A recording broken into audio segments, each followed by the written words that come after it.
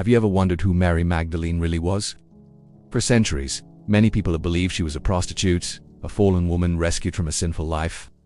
Paintings, movies, and stories have repeated this idea so often that it has become part of popular culture. But when we open the Bible itself, something surprising appears. The scriptures never call Mary Magdalene a prostitute.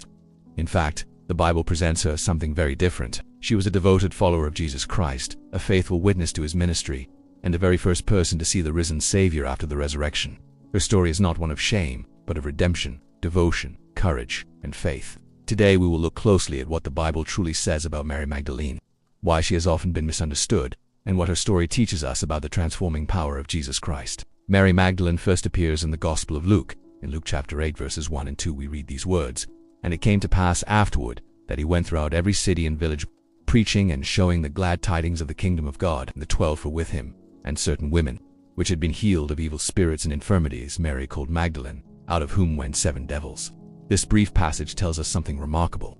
Mary Magdalene had been delivered from 7 demons. The Bible does not tell us the details of her suffering, but demon possession in the New Testament often brought torment, oppression, and a life that felt completely out of control. At some point, Mary Magdalene encountered Jesus Christ, and everything changed. The Lord cast out the demons and set her free. Imagine the relief, the gratitude, the overwhelming sense of being given a new life. From that moment forward, Mary Magdalene became one of the most devoted followers of Jesus. The name Magdalene simply means she was from the town of Magdala, a fishing village on the western shore of the Sea of Galilee. It was common in those days to identify people by their hometown. So Mary Magdalene literally means Mary from Magdala. This helps distinguish her from the many other women in the New Testament named Mary. There was Mary, the mother of Jesus, Mary, the mother of James, Mary of Bethany, the sister of Martha and Lazarus, and others. Because there were several women named Mary, confusion sometimes developed over time about who was who. But the Bible consistently refers to Mary Magdalene as a specific individual who followed Jesus after being healed by him. Another important passage tells us that Mary Magdalene was not only a follower of Jesus but also helped support his ministry. In Luke chapter 8 verse 3 we read that several women, including Mary Magdalene, ministered unto him of their substance. This means they helped provide for the practical needs of Jesus and his disciples. While the disciples traveled from town to town preaching the kingdom of God, these women supported the ministry through their resources. Mary Magdalene was therefore not an outcast living on the margins of society. She was a faithful disciple who used what she had to serve the Lord. So where did the idea come from that Mary Magdalene was a prostitute? The confusion likely began when some people combined her story with that of another woman described in Luke chapter 7. In that chapter, an unnamed woman who was known as a sinner washed Jesus' feet with her tears and wiped them with her hair. The text never says she was Mary Magdalene. Yet over the centuries, the two stories became blended in the imagination of many readers. The Bible itself never identifies Mary Magdalene as that woman, and it never calls her a prostitute. When we stay close to the scriptures, we see a clearer and more beautiful picture of who she truly was. Mary Magdalene appears again during the most difficult moment in the ministry of Jesus. When the Lord was arrested, mocked, and condemned to death, many of the disciples fled in fear. The crucifixion was brutal and terrifying. Roman executions were meant to humiliate and frighten anyone who dared oppose the empire. Yet in the midst of that darkness, some faithful followers remained near the cross. Among them was Mary Magdalene. In the Gospel of John chapter 19 verse 25 we read, "Now there stood by the cross of Jesus his mother and his mother's sister, Mary the wife of Cleophas, and Mary Magdalene." Think about that moment. The Son of God was hanging on the cross, bearing the sins of the world. The sky grew dark. The crowd mocked him. Soldiers stood nearby. Yet Mary Magdalene did not run away. She remained near the cross of the Savior who had changed her life. Her presence there shows the depth of her devotion. She had been rescued by Jesus, and now she stayed with him even in his suffering. After Jesus died and was laid in the tomb, Mary Magdalene again appears in the Gospel accounts. In Matthew chapter 27 verse 61 we read that Mary Magdalene sat near the tomb watching where the body of Jesus was placed. She witnessed the burial. She saw the stone rolled across the entrance. The hope of the disciples seemed shattered. The one they believed to be the Messiah had been crucified. But early on the first day of the week something extraordinary happened. The resurrection morning began quietly before sunrise. In John chapter 20 verse 1 we read, "The first day of the week cometh Mary Magdalene early, when it was yet dark, unto the sepulchre, and seeth the stone taken away from the sepulchre. Mary Magdalene came to the tomb while it was still dark. She came out of love and devotion, expecting to mourn the death of her Lord. Instead she found the stone rolled away. At first she feared that someone had taken the body. She ran to tell Peter and John, and they rushed to the tomb. After they looked inside and left, Mary remained there weeping." John chapter 20 verse 11 says, "But Mary stood without at the sepulchre weeping. Her grief was deep." The one who had freed her from darkness now seemed gone forever. As she wept, she looked into the tomb and saw two angels sitting where the body of Jesus had been. They asked her why she was crying. She answered, "Because they have taken away my Lord, and I know not where they have laid him." Then she turned around and saw someone standing nearby, but she did not realize who it was. It was Jesus himself. John chapter 20 verse 15 records the moment. Jesus said unto her, "Woman, why weepest thou? Whom seekest thou?" Thinking he was the gardener, Mary asked if he had taken the body away.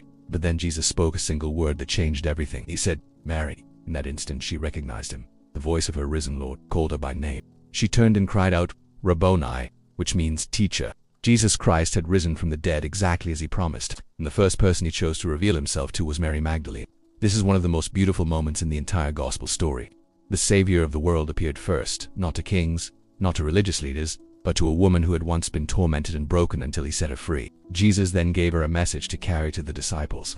John chapter 20 verse 17 records his words, "Go to my brethren, and say unto them, I ascend unto my Father, and your Father, and to my God, and your God." Mary Magdalene obeyed immediately.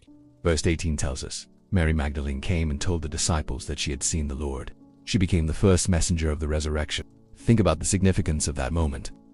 In a culture where the testimony of women was often undervalued, God chose Mary Magdalene to be the first witness of the greatest event in human history. The resurrection of Jesus Christ is the cornerstone of the Christian faith, and the first human voice to announce it was the voice of Mary Magdalene. Her story reminds us that Jesus does not measure people the way the world does.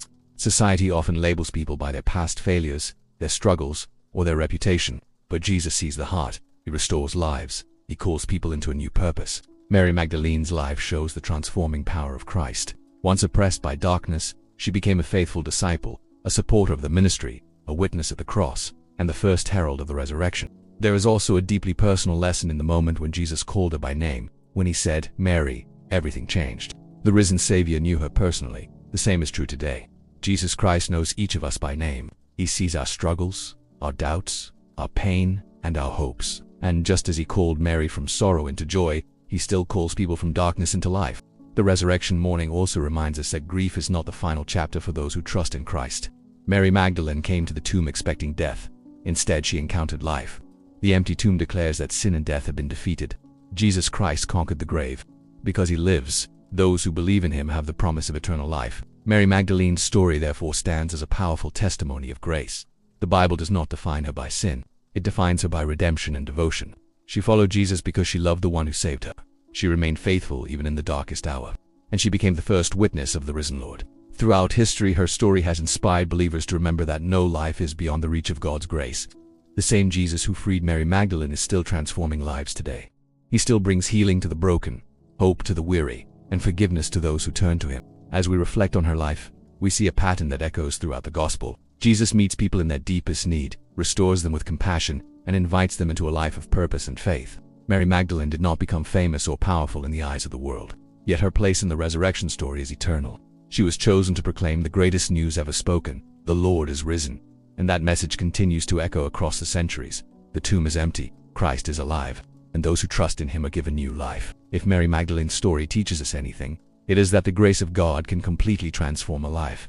No past is too broken, no heart is too wounded. When Jesus enters a life, everything changes. Darkness gives way to light, despair turns to hope, and a new story begins. Before we close, consider this powerful truth. The very first person to see the risen Christ was someone who had once been delivered from deep spiritual bondage. That is the heart of the gospel. Jesus came to seek and to save that which was lost, and when he restores a life, he often uses that life to testify of his power and love. Mary Magdalene's voice carried the first announcement of the resurrection to the disciples. Today, the same message is still being proclaimed around the world. Jesus Christ is risen. He is alive forevermore. If this story encouraged you, leave a comment with the word "risen" to declare the victory of Christ. And may the story of Mary Magdalene remind us all that the grace of Jesus Christ can transform any life, and he calls each of us by name.